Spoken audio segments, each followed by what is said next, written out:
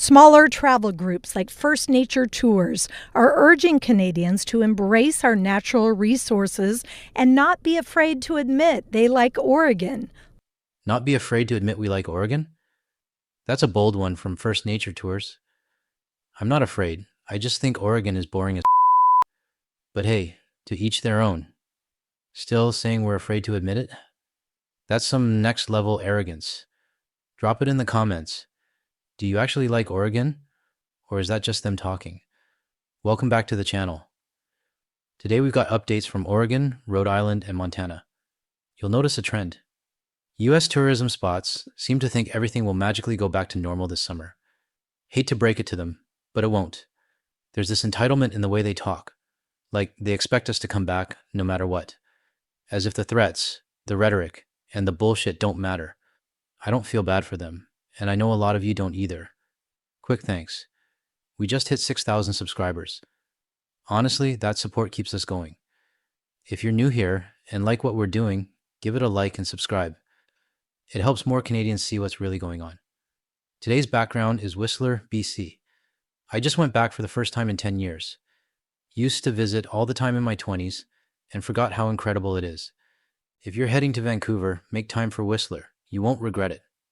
All right, let's get into the video. President Donald Trump is dismissing claims he's inconsistent with his tariff threats.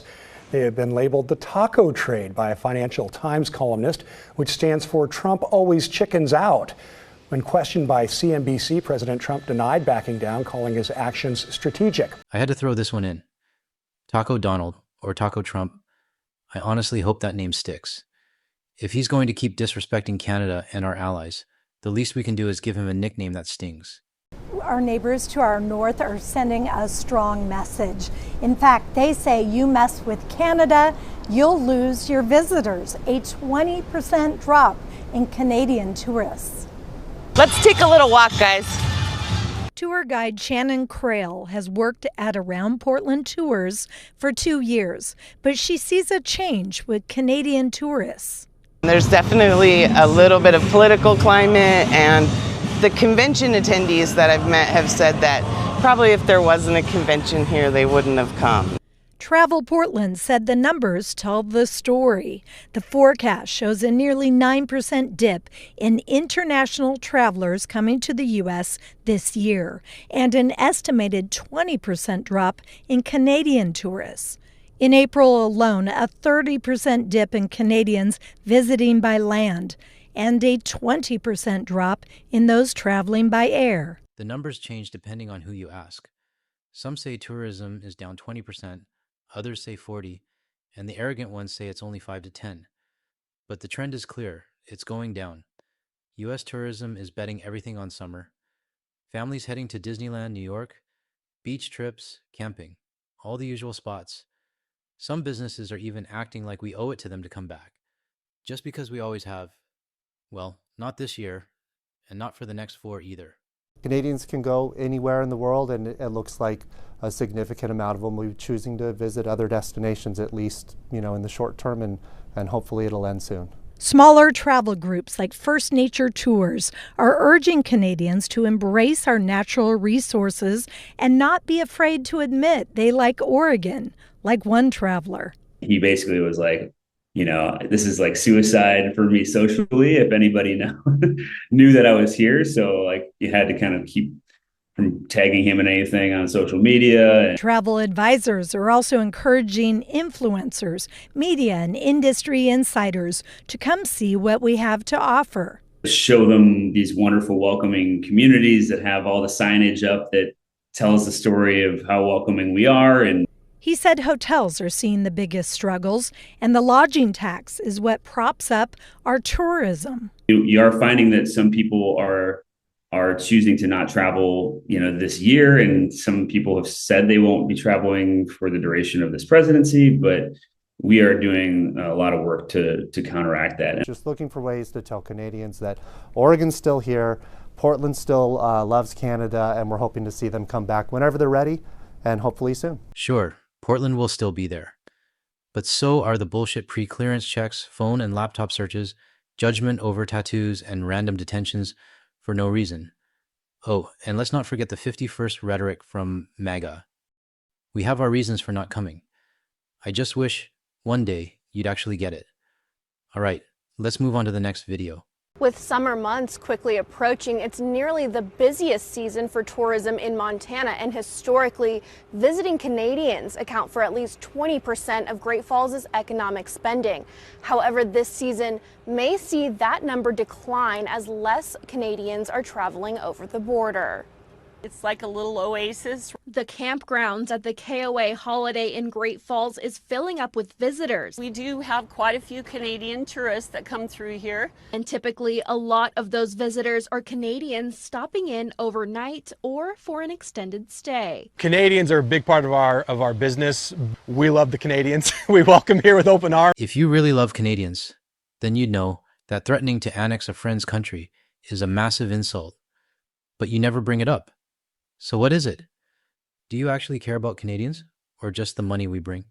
However, of the dozens of campers parked, only one Canadian license plate is present. I would say the feel of it, we're definitely down a little bit with Canadians year over year for at least the snowbird traffic. Slower Canadian traffic to Great Falls may be right. In April of 2024, 40,625 travelers crossed at the Sweetgrass Port of Entry. In April of this year, just 32,658 entered the U.S., a nearly 20% decline. Still, the busy season is yet to come, and the campgrounds are expecting their usual summer crowd. I wouldn't say anything too alarming for us. We're hoping it picks back up here for our normal summer traffic here in a few weeks. During the middle of the summer too, families coming down to visit Glacier. Actually, a lot of them come down to shop in Great Falls too. Normal summer traffic? This guy must be living under a rock, or just stuck in his own bubble. Either way, he clearly doesn't see it from our side. Call it entitlement, call it arrogance, but I'll just say what every Canadian is thinking. No, we're not coming to visit. When they do come to shop, many stop downtown at Dragonfly Dry Goods. They want like just the fun, everyday, gifty kind of things. But we definitely do have groups that come through looking for, the souvenir kind of feel. However, the declining Canadian dollar due to uncertainty surrounding trade policies and tariff threats makes travel and spending in the U.S. more expensive for Canadians than in the past, deterring some travelers who think it's no longer worth the trip. They just like it when they're getting a better deal. And right now it doesn't seem like a better deal because the dollar isn't the same right now. So it's too soon to tell if the decline in Canadian traffic will continue throughout the summer, but businesses are still preparing to welcome their seasonal influx of Canadian visitors. I don't know where this talk of a Canadian influx is coming from. Sure, a few might show up, but these shop owners need to wake the hell up. Stop blaming the Canadian dollar. Millions of Canadians are still traveling, just not to the U.S. The exchange rate hasn't changed much since last year.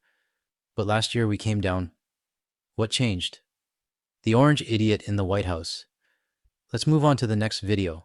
Fewer Canadians are crossing the border to spend time and money here in the U.S. NBC 10's Gabrielle Caracciolo live in studio now with the impact here in southern New England. Well, Canadians are one of the largest groups of tourists that visit Rhode Island each year. But as this summer tourism season kicks off, that could be changing. One of the greatest destinations for the Canadian consumer is the beaches. You can imagine you have some beaches up there along the coast, but it's cold. Rhode Island has New England's warmest saltwater beaches. Mexico has beaches. So do the Cayman Islands. The whole Caribbean does. Southeast Asia? Beaches everywhere. Thailand, Malaysia, Indonesia. Same with Europe and Australia as well. You're not special.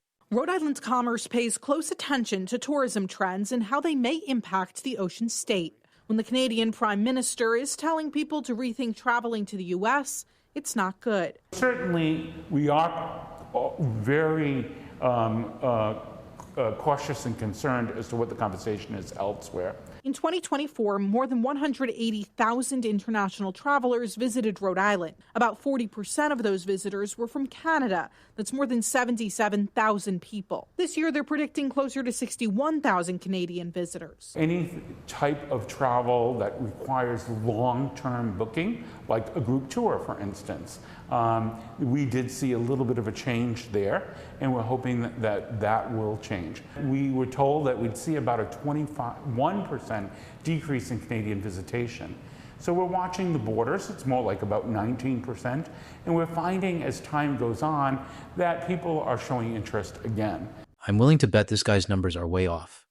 U.S. merchants and the hospitality industry still don't get how serious this boycott is. Yeah, a few Canadians might still go, but they don't speak for the rest of us. We're pissed off, and we don't forget.